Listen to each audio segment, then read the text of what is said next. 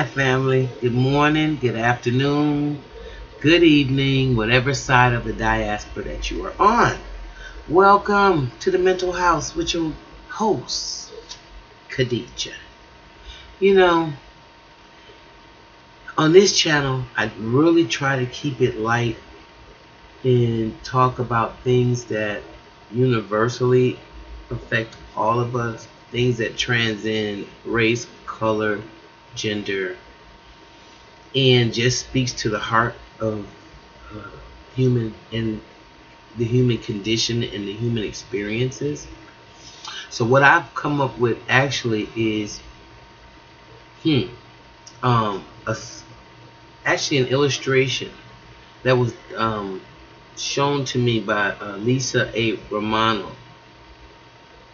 I thought it was a very, very profound illustration of what happens, or a visual of how a narcissistic or unemotional, emotional unavailable parent or parents, parents that suffer mental illness and the likes. I wanted to have a visual of what that looks like for the child in terms of their upbringing and in terms of their expression. And the closest person that I found that had something that was so profound, at least it clicked with me, I hope it does it with you, was, again, Lisa A. Romano. And I'm going to hold up the illustration. Hopefully you can see it.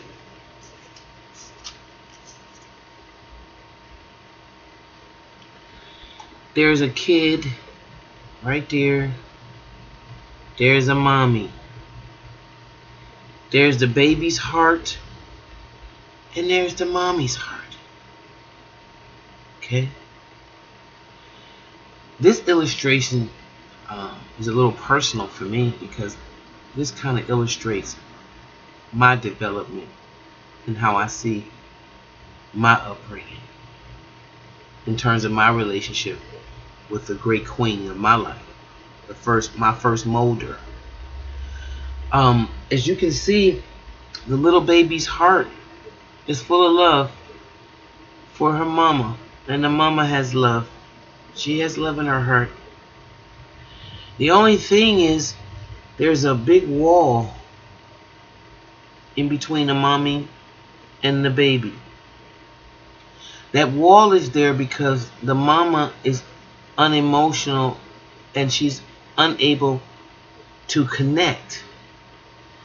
So what happens to this little baby's heart, all the gaslighting and the flying monkeys and the control and the insecure feeling and the second guessing, all the things that come out of my little heart bouncing off of there when I'm trying to get to the mama,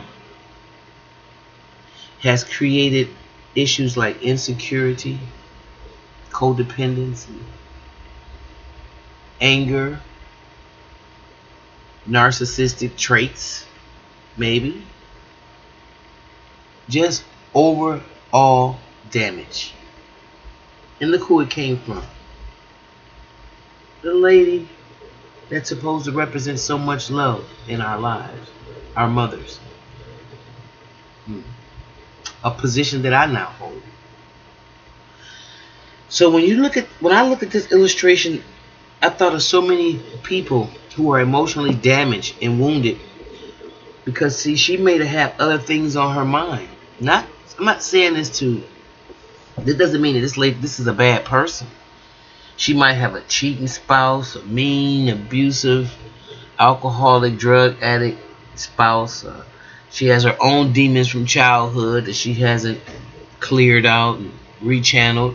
So it's hard for her to actually connect with this little being down here because she's got her own shit.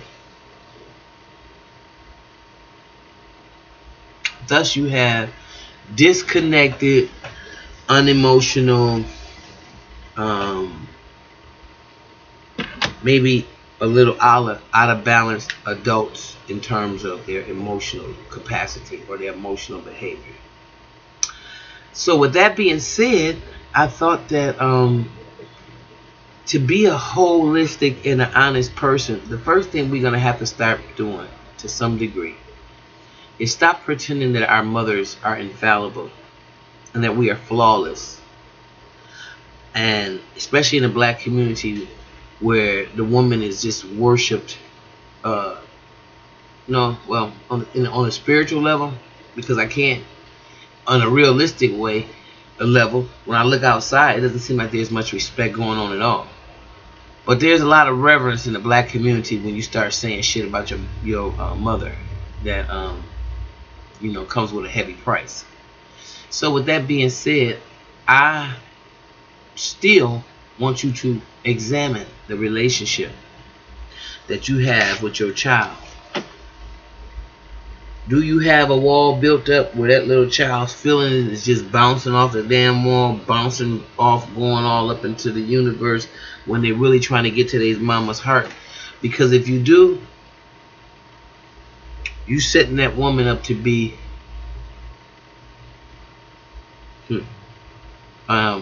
maybe an abusive, an angry, maybe an overbearing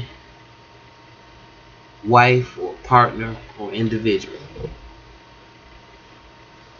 Just thought I'd leave that with you today. Thanks. Bye-bye.